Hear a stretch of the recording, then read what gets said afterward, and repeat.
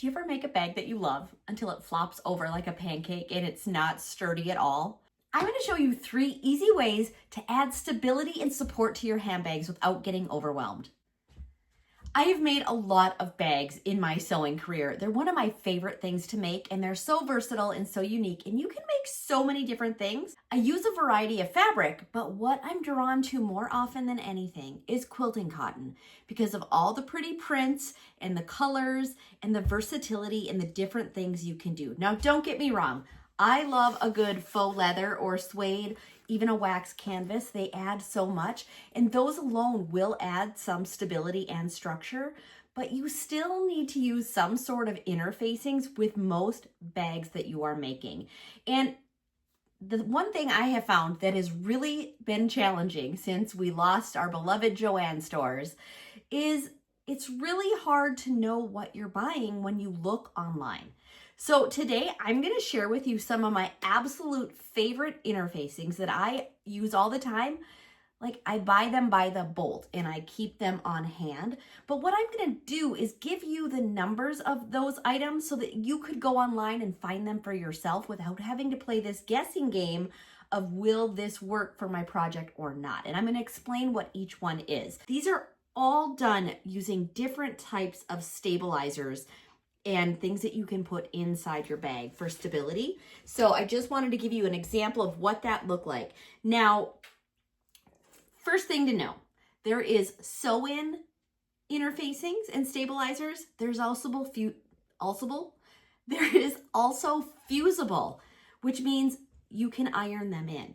Those are my personal favorite. I don't even buy the sew-in ones. To me, that's just another step, right? So is ironing, but it's a quicker step. I just like how the iron-on stabilizers work. I like how they feel, how they look.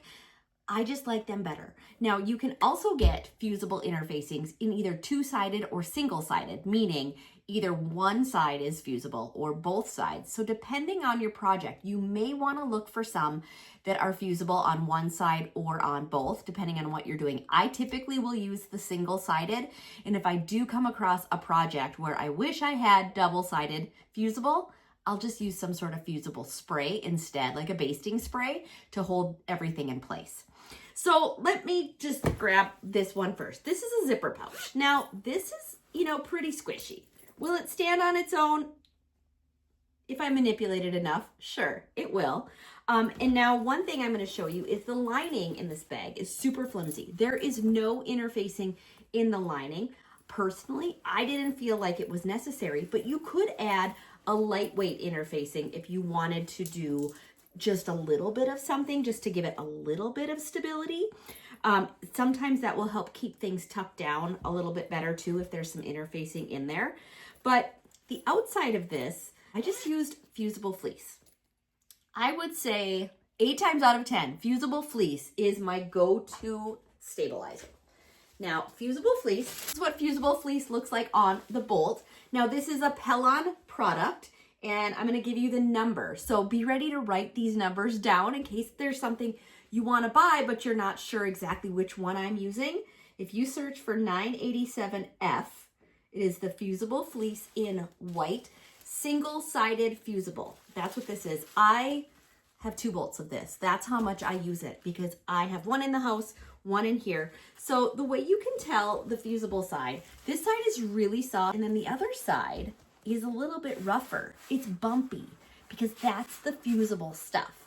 So I always just cut this to fit. Oh, you can't feel this, but you can see that this outside definitely has some stability to it, and that is because I used Fusible Fleece and then I quilted. This just has Fusible Fleece. Now, if I wanted to up that a little bit, there are some other options that you can use. Now, a midweight fusible, one that I love. Now these are all Pellon, just so you know. And this is 931 TD Fusible Midweight. So again, this is a single-sided fusible, which means this side is really smooth, and then this back side is the bumpy side, because that's the side that you fuse to the back side of your fabric to give it stability. Now, I know it's really hard on camera to tell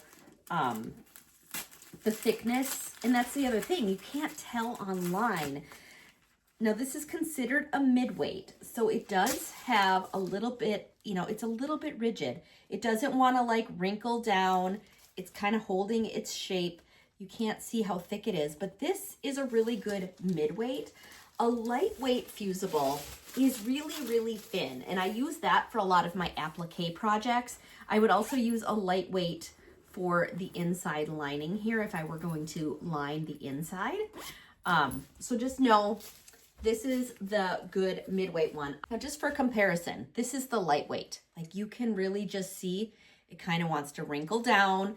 You know, it's really thin, it's really soft, but it does still add stability, and they all have their use in different projects. Now this one is P44F, okay? And again, all of these are single-sided fusible. You can find them in both sides being fusible. You just have to look.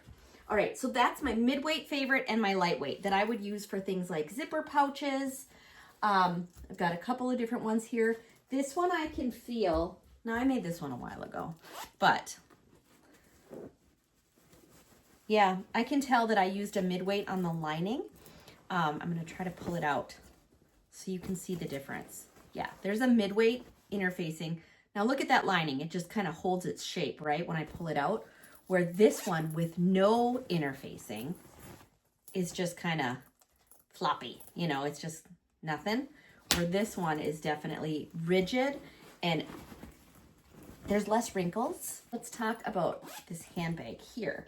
Now this, I used Fusible Fleece on both layers. I used it on the outside layer and on the inside layer to give it a little bit more stability, but I didn't want this one to necessarily be super rigid. Now it does hold its shape. It's standing all on its own. I didn't even really have to do anything. But is it gonna fall over easily? Yeah, it definitely will. And you can see it kind of like sags down when you have stuff in there. So while this is great, you know, for some things, you might want a bag or a project that's a little bit stiffer and more sturdy, and it's going to hold its shape like this fabric gift basket here, which this will totally hold its shape. Nothing is crushing this guy. This is one of my new favorite supplies to use, and that is fusible foam, okay? So you can see it's about 1/4 inch thick. I don't know if you can tell that on camera, but it's fusible again on one side.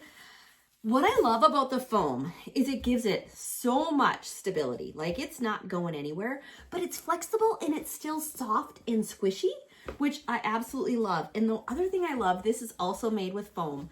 Look at the detail you get when you do the quilting. I feel like it adds a whole another dimension to your project, and it just gives it a whole different look. And I absolutely love how that looks when you put it all together. So that's foam. And there you can get foam a few different ways. You can get the soft and stable. You can get this Bossel in our foam. You can get it packaged like that. You can get it on the bolt. There's a few different ways to purchase that. But I really like foam. It adds so much stability. Now, another way to get some good stability to your bags, but it's not as soft and squishy, is this. And this is, I believe it's called Peltex. Yes, Peltex Ultra Firm One-Sided Fusible. And the number on this one is 71F. Okay, so this is very, very stiff. It's probably 1/8 inch thick. But this is also going to add some rigidness to the bag or whatever it is you're making the pouch. I don't use this as often. I kind of gravitate towards the foam because of the squishiness here, and also the quilting, the look that it gives you in the quilting of your project. Now, it also depends on, you know, how are you going to finish your handbag?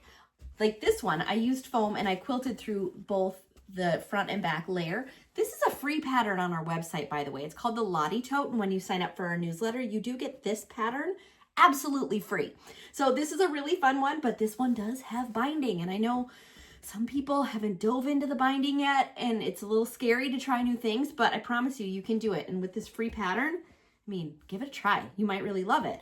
But if you don't want to do binding, then you might want to do something different, you know, such as this basket, which we made these in the sewing squad. So if you're a member of the sewing squad, you get this pattern. But this just has a basic lining because I didn't quilt through all the layers. I just quilted through the top layer of the fabric with the foam, and then I added a lining, so there was no need to do binding. So there's ways around that depending on what you want your finished handbag to look like. So I hope this was helpful. I hope you were able to take some notes, write down all those numbers that I gave you. I will add those also down in the description in case you forgot to write them down or you need to come back to this video and reference them later so that you can pick out whatever interfacing stabilizer you want. I hope this helps you know which one you might want to use when. And why don't you give making this bag a try? We've got a tutorial right here for you.